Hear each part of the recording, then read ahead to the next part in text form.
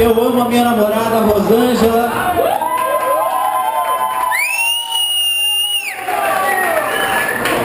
E que se ela estiver disposta a viver comigo para sempre,